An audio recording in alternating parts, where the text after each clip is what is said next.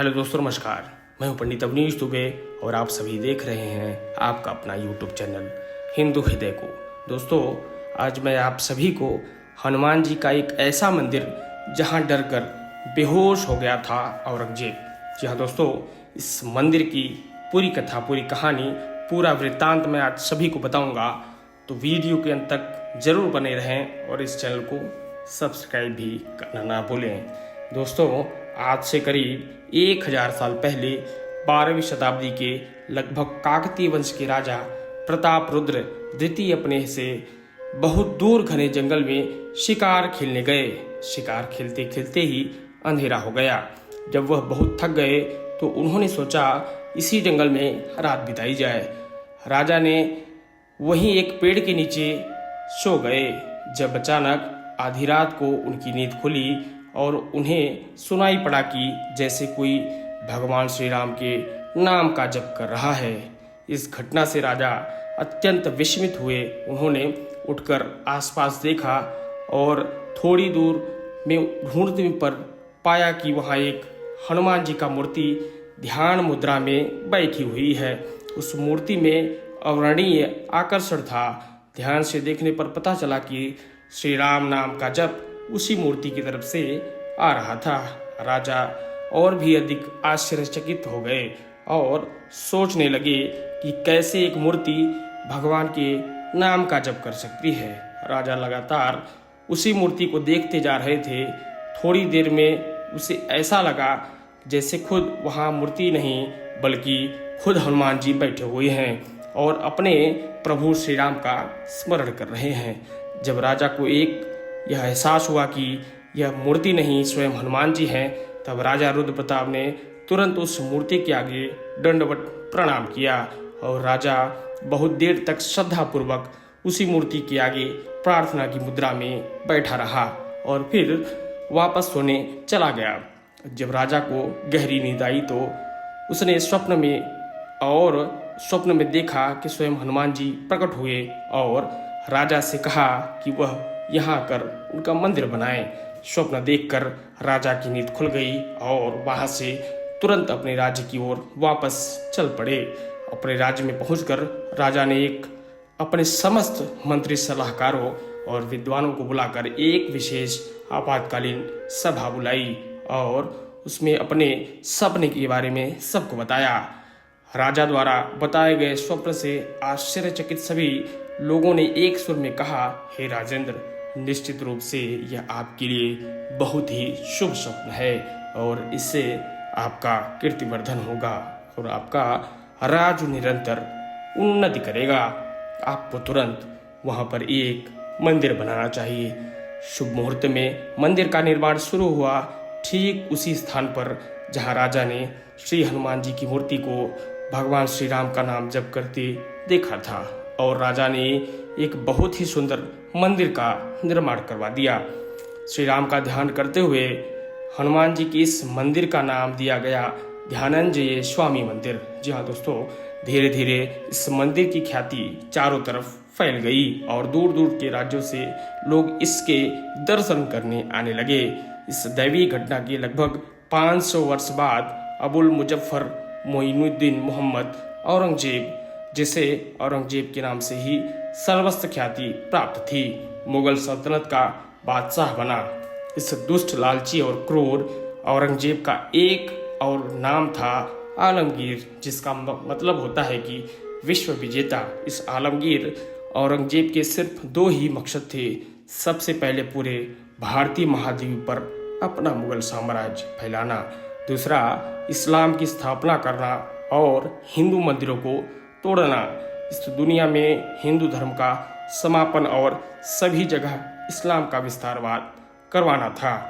सूफी फकीर सरमद कासमी ने और माँ भारती के सिंह सपूत वीर तेग बहादुर जी ने औरंगजेब के अत्याचारों के खिलाफ बड़ी मुहिम खड़ी कर दी थी, जिससे उसकी सल्तनत हिल गई थी।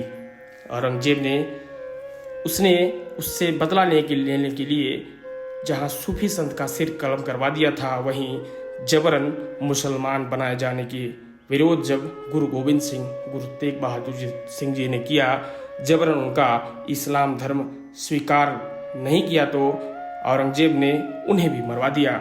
इतिहासकारों के अनुसार औरंगजेब ने हिंदुओं के लगभग 15 मुख्य मंदिर तोड़ने का प्रयास किया था, जिसमें काशी विश्वनाथ, सोमनाथ, केशवदेव मंदिर भी है।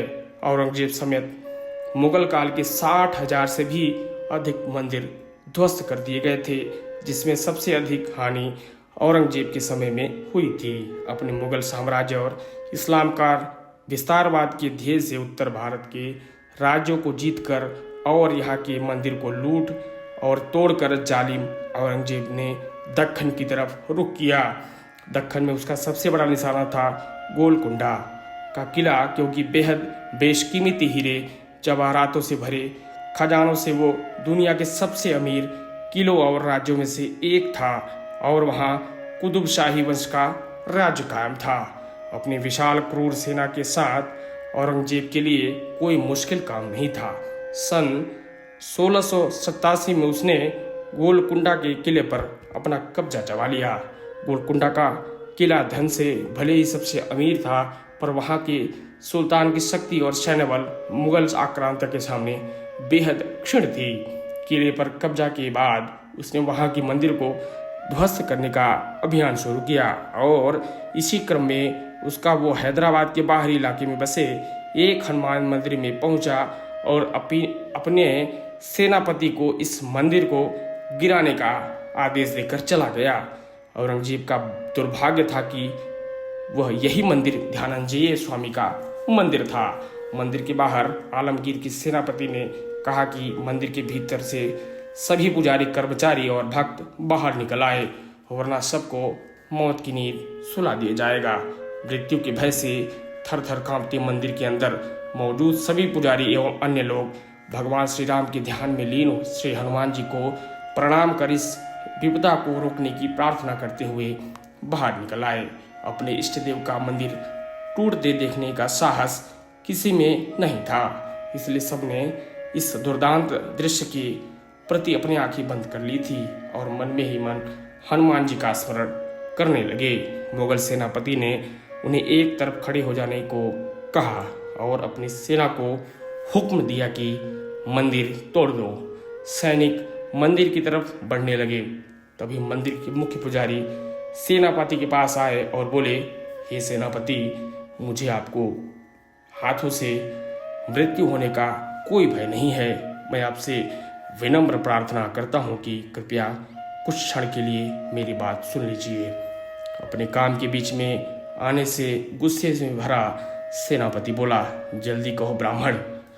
पुजारी जी बोले, हे श्री राम के ध्यान में लीन श्री हनुमान जी का मंदिर है। हनुमान जी सभी देवताओं के सबसे बलशाली हैं। उन्होंने अकेले ही रावण की पूरी लंका को जलाकर राख कर दी थी। कृपया उनका ध्यान भंग न करे और मंदिर न तोड़िए, अन्यथा वो शांत नहीं बैठेंगे। मैं आपको ही भले के लिए कह रहा हूँ, मेरी बात मानिए और ये काम मत कीजिए। हनुमान जी बहुत दयालु है, आपको माफ कर देंगे। क्रूर सेनापति इससे अधिक नहीं सुन सकता था।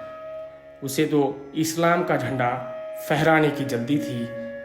बोला, ये ब्राह्मण अपना मुंह बंद कर और यहाँ से दूर हट जा, वरना मैं पहले तुम्हें ही मारूंगा और फिर इस मंदिर को तोड़ूंगा। देखते हैं कैसे तुम्हारे ताकतवर हनुमान जी हमारे हाथों से इस मंदिर को टूटने से बचाते हैं, जिन्होंने पहले भी इससे कहीं ज़्यादा बड़े मंदिर तोड़े हैं। सेनापति अपनी सेना की तरफ मुड़ा और उसे मंदिर तोड़ने का आदेश दिया। अगले कुछ क्षणों में क्या होने वाला है, इस बात से अनजान मुगल सैनिक मंदिर तोड़ने के लिए हथियार, हथौड़े, संबल, कुदाल आदि लेकर एक बहुत बड़ी बेवकूफ़ी करने के लिए मंदिर की तरफ बढ़ने लगे। फिर पहले सैनिक ने जैसे ही अपने हाथों से संबल लेकर मंदिर के दीवार पर प्रहार करने के लिए हाथ उठाया, वो मूर्तिवत खड़ा रह गया, जैसे बर्फ में जम गया हो या पत्थर का हो गया हो। वो न अपने हाथ हिला सका, ना ही पैर हिला सका। भीषण भय से भरी नजरों में वह मंदिर की दीवार की तरफ देखते जा रहा था। कुछ ऐसी ही स्थिति एक एक कर सभी सैनिकों की होती गई जो मंदिर तोड़ने के लिए औजार लेकर हमला करने बढ़े थे। सब के सब मूर्ति की तरह खड़े की खड़े रह गए। महान मुगल बादशाह के सैकड़ों मंदिर तोड़ चुके सेनापति के लिए ये अविश्वसनीय चमत्कार है।